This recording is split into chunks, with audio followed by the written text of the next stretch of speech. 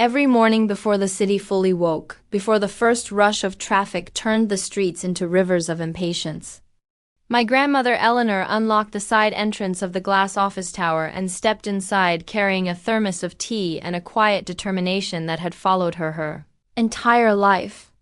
Moving slowly but never aimlessly, greeting the security guard Malik with the same warm smile she gave him every day, as though routine itself was an act of kindness.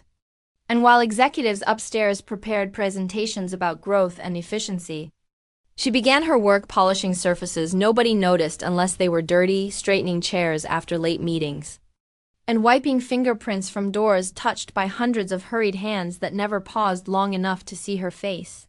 The building stood like a monument to success, marble floors, mirrored elevators, and offices filled with young professionals who believed speed meant importance. And among them Grandma seemed almost invisible. Her gray sneakers soft against the floor, her cleaning cart rattling gently like background noise people learned to ignore. Yet she knew everyone by name, remembered whose child was sick, whose promotion was delayed, whose marriage was falling apart. Because when people felt unseen by their own world, they often spoke freely to someone they assumed held no power. She had started working there 6 years earlier after my grandfather passed away, telling our family she needed something to keep her moving because silence at home felt heavier than work ever could. And though we assumed she needed the income, she always changed the subject whenever money came up, insisting she simply enjoyed being useful. A phrase that sounded modest but carried a depth none of us questioned at the time.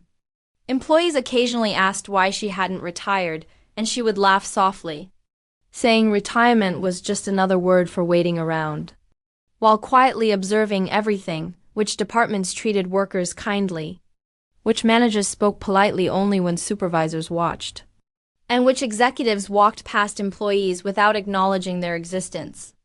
Most people appreciated her presence in small ways, accepting the peppermint candies she kept in her pocket or thanking her for fixing spills before meetings. But appreciation changed the day a new executive team moved into the top 3 floors, bringing with them an energy that felt sharper, colder, and obsessed with numbers rather than people. And within weeks, the atmosphere shifted from cooperative to competitive. Conversations replaced by performance metrics, kindness replaced by urgency, and suddenly even the pace of cleaning became something measurable, something judged. Emails began circulating about operational efficiency, subtle complaints disguised as professional feedback, mentioning delays in maintenance and slower turnaround times. Language polite enough to avoid blame, yet specific enough that everyone understood who they meant. And Grandma continued her work exactly as before, humming softly while polishing railings, unaware or perhaps fully aware that she had become a problem in a system that valued speed over humanity. The first time I noticed the change was when she came home unusually quiet, setting her shoes by the door with careful precision. And when I asked if work was tiring, she smiled gently and said, "People just seem to be in a bigger hurry these days, as if rushing itself were a kind of illness spreading through the building." One she refused to catch. The complaints never arrived directly, never spoken openly to her face at first. But they grew through emails and meetings held behind glass walls where decisions were made about people who were never invited inside. And soon supervisors began timing cleaning rotations, measuring productivity in minutes rather than results, treating a 72-year-old woman with decades of life experience as though she were malfunctioning equipment that required optimization, while younger executives joked casually about efficiency, unaware their words traveled farther than they intended. One afternoon she overheard laughter from a conference room where a manager remarked that the building felt like it was being cleaned in slow motion, followed by another voice suggesting automation might solve the problem. And though the conversation stopped when she entered to empty trash bins, the silence that followed felt louder than the joke itself. Still, Grandma never complained. Instead, she worked with steady patience, helping a stressed intern clean spilled coffee before a presentation and comforting a receptionist who had just learned her hours were being reduced. Acts of care invisible to performance reports, yet deeply felt by those who experienced them. Meanwhile, Upper management introduced cost-cutting measures that removed employee health benefits for contract workers and reduced break times for maintenance staff. Decisions celebrated during meetings as strategic victories while quietly devastating the people affected. And Grandma watched these changes unfold with thoughtful eyes, asking gentle questions that executives dismissed as curiosity from someone who didn't understand business realities. Rumors began circulating that HR planned restructuring within building services, and coworkers worried privately about layoffs. Yet Grandma reassured them with calm certainty that things often looked worse before improving. Words that sounded hopeful, though she herself had begun staying later after shifts. Walking slowly through empty halls as if memorizing details others overlooked, the echo of footsteps, the hum of lights, the view from upper floors at sunset. The tension reached a turning point when a senior executive slipped on a recently mopped floor despite warning signs and angrily blamed cleaning staff during a meeting, claiming inefficiency created liability risks. And suddenly Grandma's pace became not just inconvenient but officially documented as a concern, transforming personal impatience into corporate justification.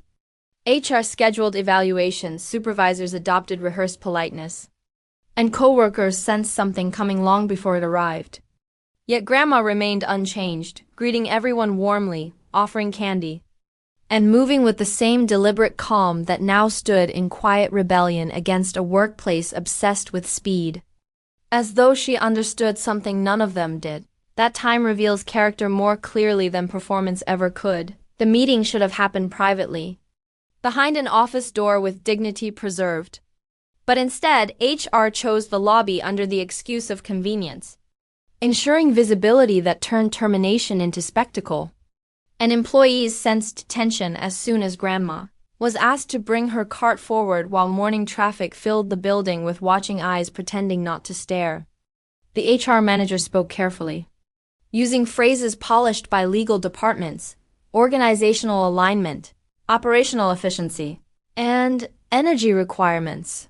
Words designed to sound compassionate while removing responsibility, explaining that the company needed someone who could maintain a faster pace consistent with modern expectations. And the irony hung heavy in the air as executives who rarely acknowledged her existence suddenly watched closely enough to measure her reaction. Grandma listened without interruption, hands folded calmly, nodding occasionally as though receiving instructions rather than losing employment. And when asked if she understood, she simply replied, "Of course," her voice steady enough to unsettle those expecting tears or protest. A few employees shifted uncomfortably, realizing too late that silence made them participants in humiliation. Yet no one spoke because workplaces teach people that survival often depends on looking away. She removed her badge slowly, placing it in the manager's hand with gratitude that felt genuine, thanking them for allowing her to stay active all these years. A response so unexpected it briefly broke the rehearsed professionalism of the moment. And then security stepped forward, unnecessarily formal, painfully symbolic, escorting her toward the exit while conversation stopped entirely. As she walked across the marble floor, the same path she had cleaned thousands of times, sunlight streamed through glass walls, illuminating dust particles floating in the air like suspended memories. And just before leaving, she paused, turning back toward the building with a thoughtful expression that held no anger, only quiet reflection, as if confirming something she had already known would happen. Outside, she adjusted her coat, thanked the guard politely, and walked away carrying nothing except her thermos and the calm dignity that made the entire scene feel strangely reversed, as though the people inside had lost something far greater than she had. By lunchtime, the story spread through offices as gossip, framed as unfortunate but necessary change. Yet many employees felt unsettled without understanding why, sensing that something about the situation didn't fit the narrative of efficiency they had been told to accept. The following morning began normally until access cards failed simultaneously across executive floors, elevators restricting entry while confusion spread through hallways faster than announcements could explain. And reception desks received urgent calls about legal notices posted overnight near entrances bearing official seals that immediately transformed curiosity into panic. Managers gathered in conference rooms, attempting to contact property administration only to learn building ownership had issued directives effective immediately, restructuring tenancy agreements and requiring compliance with updated operational standards. Language vague enough to create fear yet precise enough to carry authority. Lawyers arrived before noon, whispers replacing confidence as executives realized decisions were being enforced from a level higher than corporate leadership itself, and employees watched anxiously as security enforced unfamiliar instructions. Then black cars appeared outside, drawing attention toward the entrance where a small group stepped out accompanied by legal representatives. And among them walked Grandma Eleanor, dressed simply but carrying herself with quiet authority that silenced conversations instantly. Property managers greeted her respectfully, addressing her as Miss Whitaker, and confusion rippled through the lobby as recognition collided with disbelief. Employees exchanging stunned looks while realization slowly formed. The janitor they had watched being fired the previous day was not returning as staff but as owner. Documents confirmed what seemed impossible years earlier. After her late husband's construction company achieved major success, she had invested through an anonymous partnership that eventually purchased controlling ownership of the building, choosing anonymity to avoid attention and later taking a janitorial position simply to remain active after retirement, never revealing her identity because she wanted to experience life without status influencing how people treated her. The firing had triggered contractual review rights allowing ownership intervention. And suddenly the power structure everyone assumed permanent shifted completely, exposing how fragile authority truly was when built on assumptions. By afternoon, new directives clarified the situation, and employees braced for mass eviction believing retaliation inevitable. Yet announcements surprised everyone. All staff positions remained secure. Wages restored for maintenance workers, healthcare benefits reinstated, and support programs introduced for lower-level employees who had suffered under recent policies, creating relief mixed with astonishment as people realized the changes targeted only one group, the executives responsible for implementing exploitative measures. One by one, those leaders received termination notices, tied to tenancy violations and ethical breaches documented through months of observation, escorted from offices carrying belongings while the same security staff they once ignored enforced policies they could no longer override. And the irony unfolded quietly rather than dramatically, justice delivered without cruelty. Grandma watched calmly from the lobby, not triumphant but thoughtful, explaining to a nervous employee that fairness mattered more than revenge, saying most people inside the building were simply trying to live their lives while only a few had forgotten empathy in pursuit of efficiency. News of the event spread rapidly beyond the company, stories framing her as a hidden owner teaching executives a lesson. Yet those who knew her understood the truth was simpler. She never planned revenge. She only corrected imbalance when given reason to act. In the weeks that followed, the building atmosphere transformed, conversations warmer, employees acknowledging one another more often, and Grandma occasionally visited not as janitor but as quiet guardian of the space, still moving slowly through halls, still greeting workers by name, reminding everyone through her presence that dignity never depends on position. The lesson lingered long after headlines faded. The person people rushed past every day had seen them most clearly, and the slowest walker in the building turned out to be the one who understood its true foundation. That respect is not earned through power but revealed through how we treat those we believe have none. In the days following the executive removals, the building felt unfamiliar in a way nobody could immediately explain, not quieter exactly but calmer, as if tension that had lived invisibly inside the walls had finally been released. And employees who once rushed through hallways now slowed just enough to greet one another, uncertain whether the change came from new policies or simply from the realization that the hierarchy they trusted had never been as permanent as they believed. While Grandma Eleanor visited occasionally accompanied by property managers, yet always moving independently afterward, walking the corridors alone with the same gentle pace she had kept when pushing her cleaning cart, pausing to observe details others overlooked, a repaired chair, a receptionist laughing again, Maintenance workers taking full lunch breaks without fear of reprimand, and though many employees wanted to thank her, most hesitated, unsure how to speak to someone who had transformed overnight from invisible worker into quiet authority. Rumors spread endlessly, each version more dramatic than the last, claiming she had orchestrated everything as revenge or secretly tested employees' character. But those who had truly known her recognized the truth in smaller gestures, like how she still greeted security guards first and refused reserved parking spaces, insisting habits mattered more than status. Meanwhile, the dismissed executives attempted legal challenges, arguing wrongful termination and abuse of ownership power. Yet documents revealed months of policy decisions harming staff welfare. Records Grandma had never gathered maliciously, but simply witnessed during years of observation, proving that patience sometimes becomes the strongest form of awareness. Employees slowly realized the building itself had become a lesson that leadership unseen can exist long before authority is revealed, and the uncertainty that followed forced everyone to reconsider how they treated people whose importance they did not yet understand. As weeks passed, employees began sharing stories about Grandma that suddenly felt significant. Memories once dismissed as small kindnesses now carrying deeper meaning. Like the intern who recalled her staying late to help reorganize presentation materials before an important meeting. Or the accountant who remembered her bringing soup during a winter illness. Acts that revealed she had always invested emotionally in the people around her long before anyone realized she had financial investment as well.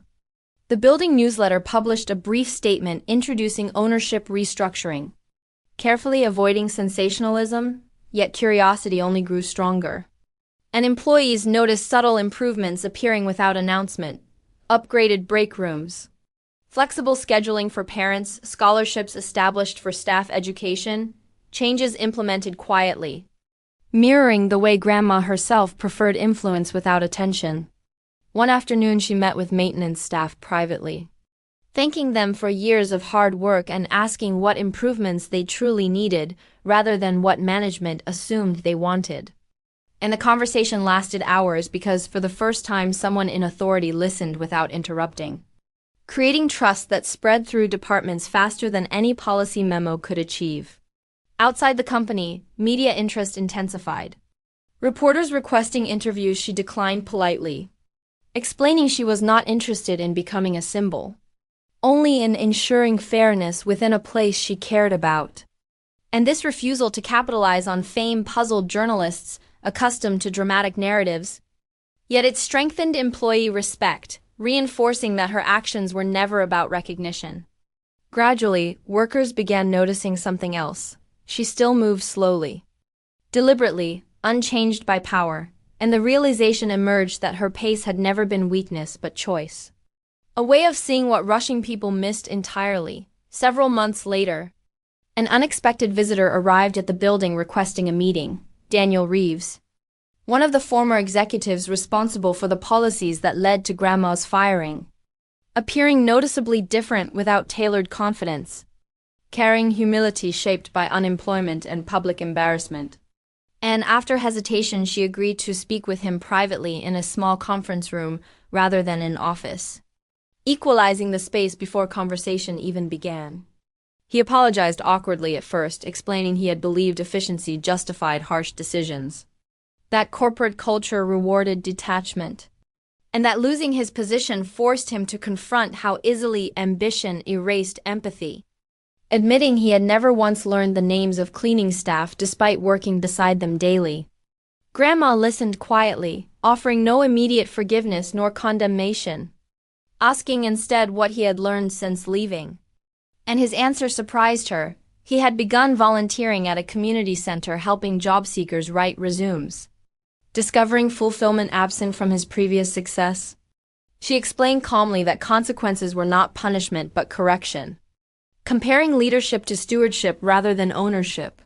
And though she did not restore his position, she encouraged him to rebuild differently, reminding him that growth often begins only after certainty collapses. When he left, employees who recognized him expected tension, yet Grandma simply returned to walking the halls, leaving observers uncertain whether they had witnessed reconciliation or closure. Proving again that justice delivered without bitterness carries greater weight than revenge performed loudly. By the end of the year, the office tower transformed into something rare in corporate environments. A workplace where hierarchy existed but humanity guided decisions. And productivity unexpectedly increased despite slower pacing, confusing analysts who measured success purely through efficiency models, while employee retention rose dramatically as workers felt valued beyond output metrics. Seasonal celebrations returned, maintenance staff included alongside executives. Shared meals replacing isolated lunches, and grandma attended occasionally but never positioned herself at the center, preferring conversations at the edges where genuine interactions happened. She introduced mentorship programs connecting senior employees with younger staff, explaining experience should circulate rather than dominate. And gradually the building developed a reputation across the city as an unusually supportive workplace, attracting companies aligned with ethical practices rather than aggressive profit culture. Visitors often asked about the story they had heard online. The janitor who owned the building, yet employees described her differently. Not as a secret millionaire, but as someone who reminded them daily that respect determines culture more than policy manuals ever could. Through it all, she maintained her routines, arriving early during visits, drinking tea with security guards, and occasionally helping clean small messes despite protests. Insisting usefulness was not tied to necessity but identity. Years later, when people told the story, they focused on the dramatic twist, the firing, the ownership reveal. The executives escorted out, but those who truly experienced it understood the real change happened afterward. In quiet moments where employees chose kindness because they had witnessed consequences of indifference. And Grandma Eleanor gradually reduced her visits as leadership teams matured into roles shaped by empathy rather than fear. On her final recorded visit before fully retiring, she walked through every floor slowly, stopping to watch sunlight reflect across glass walls just as she had done the day she was fired. Except this time people stopped to greet her openly. Conversations warm and unhurried, evidence that culture had shifted permanently. When asked during a small farewell gathering why she had never revealed her ownership earlier, she answered simply that people behave most honestly when they believe no one important is watching. And she wanted to know what kind of place the building truly was before deciding what it could become. She left without ceremony, declining speeches, stepping outside into afternoon light with the same calm expression she carried years earlier, proving that power used quietly often leaves the strongest legacy. And long after she stopped visiting, employees continued telling new hires about the woman who walked slowly enough to notice everything, reminding them that respect should never depend on titles because the person you overlooked today might be the one holding tomorrow's decisions. Or more importantly, the one teaching you how to be human long before you realize you need the lesson. That's all for today's story. If this resonated with you, don't forget to like, subscribe, and share it with someone who needs to hear it. This is Storyova, where your story matters. And I'll see you in the next one.